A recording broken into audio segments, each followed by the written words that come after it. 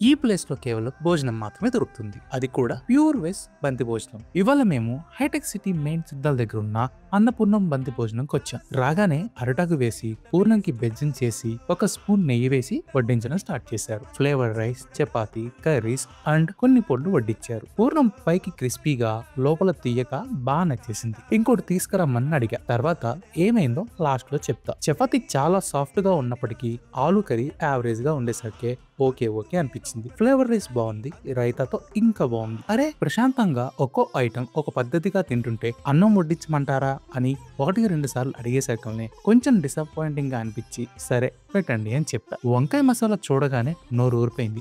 వేడి అన్నంలో కలుపుకొని తింటే సప్పగా జస్ట్ బాయిల్డ్ వంకాయ తిన్న ఫీలింగ్ ఇచ్చింది.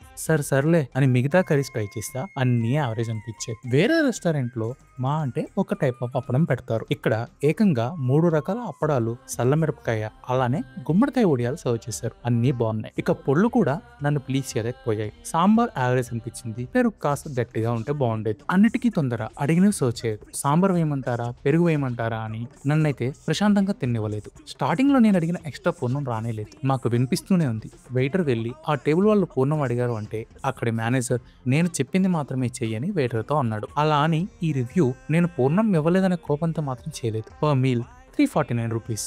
మాకు టోటల్ గా 1099 రూపీస్ అయింది. బంతి భోజనం అంటే స్వీట్ పాన్ అయితే ఉండాలిగా మరి. వాళ్ళ పార్కింగ్ ఉంది, వీల్ చైర్ యాక్సెసిబిలిటీ లేదు, అంబియన్స్ బాగుంది. కిచెన్ హైజీన్ చెక్ చేసుకునే రెస్పాన్సిబిలిటీ మాత్రం మీదే. మరిన్ని ఆనెస్ట్ వ్యూస్ కోసం సబ్స్క్రైబ్ అవ్వండి. నేను మీ బకాసురా.